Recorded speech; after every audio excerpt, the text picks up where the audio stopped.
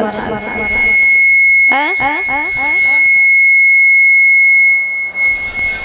क्यों होता है भगवान का अवतार? कहा जाता है महाराज, जब जब पृथ्वी पर धर्म घटता है और अधर्म बढ़ता है तब तब भगवान का अवतार होता है।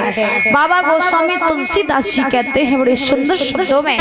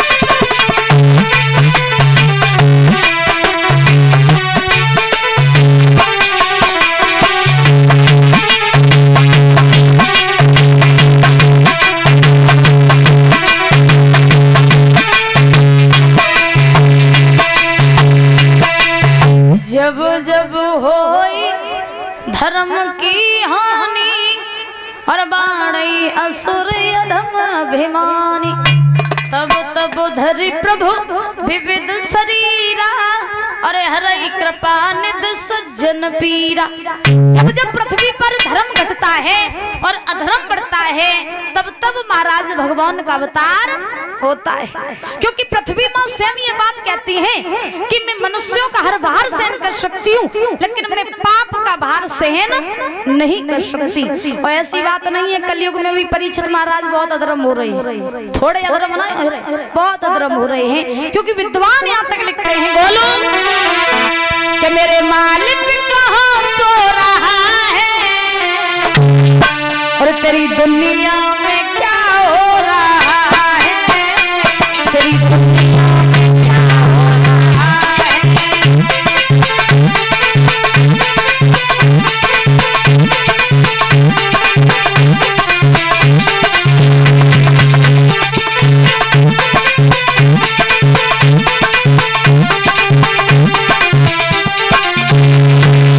बड़े सुंदर शब्दों में लिखा कलयुग में कैसे कैसे पाप हो रहे हैं, सुनो।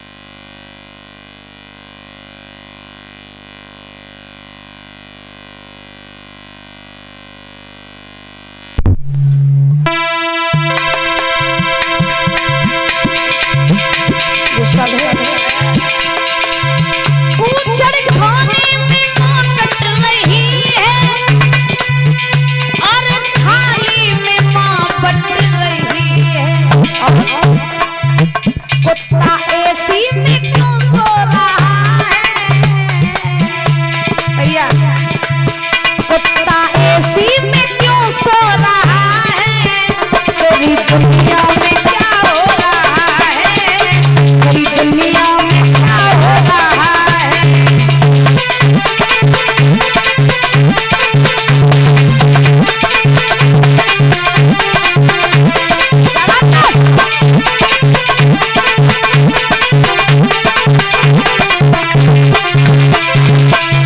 मेरे मालिक कहाँ सो रहा है, पूरी दुनिया में क्या हो रहा है, पूरी दुनिया में क्या हो रहा है, पूरी दुनिया में क्या हो रहा है, पूरी दुनिया में क्या हो रहा है, पूरी दुनिया में क्या हो रहा है।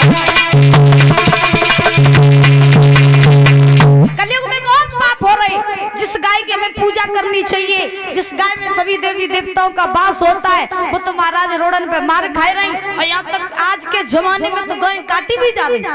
संतों की कोई पूजा नहीं करता, संतों को कोई मानने वाला नहीं है, ब्राह्मणों को कोई मानने वाला नहीं है, और कुत्तन को गाड़ी ऐसी वाली गाड़ी में बिठा बिठा के महाराज लेवाए जा रहे हैं, एसी वाले कमरा में कुत्तन को व्यवस्था करी जा रही। तो ऐसा ऐसा जमाना है, कलयुग में बहुत पाप हो रहे। अब जब व्यास नंदन श्री सुखदेव जी महाराज ने परीक्षित से कहा कि सूर्यवंश में राम का अवतार हुआ, तो परीक्षित ने प्रश्न किया, नाथ आपने मुझे बता दिया कि सूर्यवंश में राम का अवतार हुआ, मेरे मन में एक लगन लगी है। तो सुखदेव जी महाराज बोले, कौन सी लगन? तो महाराज परीक्षित ने जवाब दिया कि आप मुझे वो कथा सुनाइए जिसमें हमारे प्रभु श्री कृष्ण का अवतार हुआ। वो श्री कृष्ण जो मेरे दादा परदादाओं के साथ में रहे और साथ में रह करके जिन्होंने महाभारत का युद्ध जितवाया और पृथ्वी के जो पाप थे उन पापों को हल्का किया। तो आप कृपया कर मुझे भगवान श्री कृष्ण के पावन चरित्र की कथा सुना दीजिए। तो सुखदेव जी महाराज ने जवाब दिया, हे राजन परीक्षित, अगर तुम श्री कृष्ण के अवतार की कथा सुनना चाहते हो तो मैं तुम्हें जरूर सुनाऊंगा। राम का अवतार हुआ था सूर्यवंश में, कृष्ण का अवतार हुआ था चंद्रवंश में। अब सुनो चंद्रवंश में प्रभु का कैसे अवतार हुआ। महाराज चंद्रवंश का प्रारंभ हुआ चंद्रमा से। कैसे हुआ? नारायण के पुत्र हुए ब्रह्मा, ब्रह्मा के पुत्र हुए अत्रि और अत्रि के पुत्र हुए श्रीमान चंद्रमा। ध्यान से सुन लेना बुजुर्गों, अत्रि के पुत्र हुए श्रीमान चंद्रमा और चंद्रमा के पुत्र हुए महाराज बुद्ध, बुद्ध के पुत्र हुए पुररवा और इन पुररवा के घर में 6 बालकों ने जन्म लिए। देखिए कहा जाता है वंशावली तो बहुत बड़ी होती है महाराज, हाँ बहुत बड़ी वंशावली होती है। जैसे मान लो उदाहरण के तौर पे आप लोगों से ही कहा जाए कि आप अपनी 10 पीढ़ियों तक के नाम बताए दो, तो बता लियो? बताओ बुजुर्गों, बता लोगे? 10 पीढ़ियों तक नाम पूछे जाए तो बता लियो? कोई नहीं बता पाए, क्योंकि मनुष्य को केवल 3 या 4 पीढ़ियों तक ही नाम याद रहते हैं, उसके बाद नाम याद नहीं रहते। तुम्हें कितनी पीढ़ियों तक नाम याद है? बस 2। तुम्हारे पापा तुम्हारे पप्पा बताओ। अच्छा तुम्हारे पप्पा के पप्पा का नाम कहा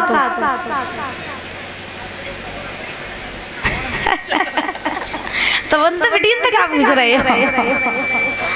तुम्हें 2 पीढ़ियों तक नाम याद है बस? अच्छा चलो कोई बात नहीं। तो महाराज वंशावली जो होती है वो बहुत बड़ी होती है, लेकिन भागवत जी में ये चंद्रवंश की जो वंशावली आई है वो संक्षेप में आई है। तो पुररवा के पुत्र हुए महाराज 6 पुत्र होने के बाद में इसी चंद्रवंश में परम तेजस्वी पुत्र हुए जिनका नाम पड़ा गाधी, और गाधी के पुत्र हुए विश्वामित्र। ये विश्वामित्र जो थे ये गाधी के पुत्र थे, और इन विश्वामित्र के घर में 100 बालकों ने जन्म लिए। 100 बालकों जन्म होने के बाद में इसी चंद्रवंश में एक राजा हुए जिनका नाम पड़ा नहुस, और इन नहुस के घर में परीक्षित महाराज 6 बालकों ने जन्म लिए।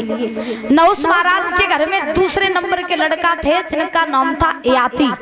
याति का विवाह हुआ था शुक्राचार्य की पुत्री थी जिनका नाम था देवयानी। देवयानी के साथ में याति का विवाह हुआ। याति के यहाँ पर 2 बालकों ने जन्म लिए। एक का बड़े का नाम था यदु, और यदु के वंश में हमारे श्री कृष्ण का प्राकट्य हुआ। बोलिए गोविंद भगवान की अब श्री कृष्ण का प्राकट्य कैसे हुआ ये सुनो।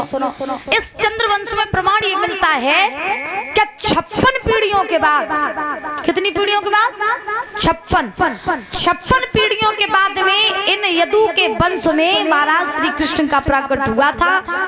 जो मथुरा के राजा थे उग्रसेन, मथुरा के राजा थे उग्रसेन, और उग्रसेन के यहाँ पर एक बालक हुआ था जिसका नाम पड़ा था महाराज कंस। कंस की बहन थी देवकी, देवकी के यहाँ पर भगवान का अवतार हुआ था। तो परीक्षित महाराज ने प्रश्न किया सुखदेव जी महाराज से, नाथ कृपया करिए चरित्र मुझे विस्तार से सुनाइए। तो व्यास नंदन श्री सुखदेव जी महाराज ने जवाब दिया, हे राजन परीक्षित, हम तुम्हें जरूर विस्तार से सुनाएंगे। एक समय की बात, चंद्रवंश के राजा हैं जिनका नाम है आहुक, और आहुक राजा जो है इनका शासन चल रहा है मथुरा पर। तो आहुक का शासन जब मथुरा पर चला तो इन आहुक के घर में 2 बालकों ने जन्म लिए। कौन कौन से? आहुक के बड़े लड़का थे जिनका नाम था उग्रसेन, और छोटे लड़का जो थे उनका नाम था देवक।